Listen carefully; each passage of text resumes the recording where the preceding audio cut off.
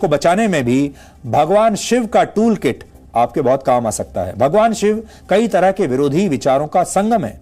उनमें जन्म भी है, उनमें मृत्यु भी है, उनमें अमरता भी है, उनमें विनाश भी है, उनमें सत्य भी है और असत्य भी। वो क्रोध भी है, वो शांति भी, पर हर तत्व को वो सही मात्रा में अपने अंदर रखते हैं।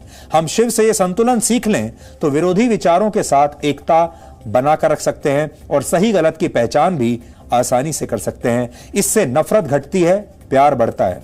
अब आपको शिवरात्रि के 5 संदेश बताते हैं।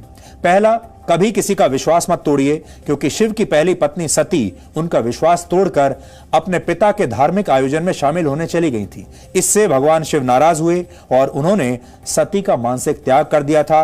इसके बाद सती ने अपने देह का त्याग कर दिया था। हमारे आपसी रिश्तों में भी ऐसे अवसर आते हैं, तब हमें भगवान शिव के जीवन से प्रेरणा लेकर उनका समाधान करना चाहिए।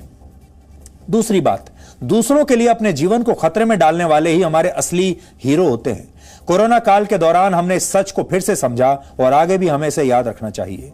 तीसरा, संतुलन है। हमें अपने जीवन और समाज में हमेशा संतुलन बनाकर रखना चाहिए, क्योंकि संतुलन बिगड़ने का मतलब ही विनाश है। संतुलन बिगड़ा और विनाश हुआ। चौथी बात जो सीखनी चाहिए वो ये है कि सबको समान नजर से देखिए। शिव के साथ समाज का हर वर्ग रहता है। पशु, पर्यावरण और सभी तरह के जीव जंतु और मनुष्य उनके साथ बिना ऊंच नीच और भेदभाव के रहते हैं।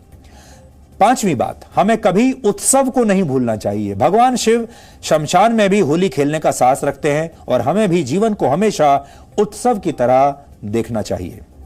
अब आपको भगवान शिव के व्यक्तित्व से जुड़ी वस्तुओं और प्रतीकों का मतलब समझाते हैं। आप तस्वीर तो उनकी बहुत देखते हैं, लेकिन समझिए उसका मतलब क्या है।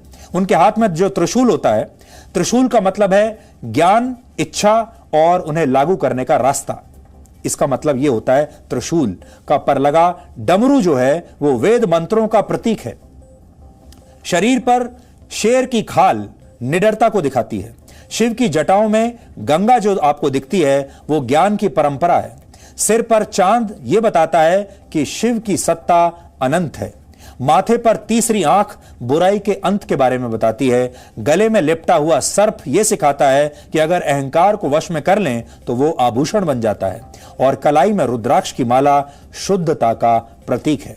इसलिए जब भी भगवान शिव की तस्वीर को आप देखें तो उनकी एक एक चीज को समझिए। पहले समझिए डमरू का क्या मतलब है, पहले समझिए शेर की खाल का क्या मतलब है, समझिए त्रिशूल का मतलब क्या है। और जब आप इन सारी वस्तुओं का और उनकी इस तस्वीर का सही अर्थ समझ जाएंगे, उस दिन आपके जीवन में जितनी भी समस्याएं हैं उनका समाधान भी आपको अपने आप मिल। भारत में सबसे ज्यादा 44% लोग भगवान शिव की आराधना करते हैं।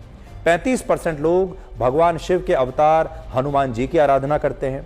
32% लोग भगवान शिव के पुत्र गणेश जी की आराधना करते हैं। 28% लोग लक्ष्मी जी की आराधना करते हैं। 21% भगवान श्री कृष्ण की, 20% देवी काली की और 17% लोग भगवान श्री राम की आराधना करते हैं।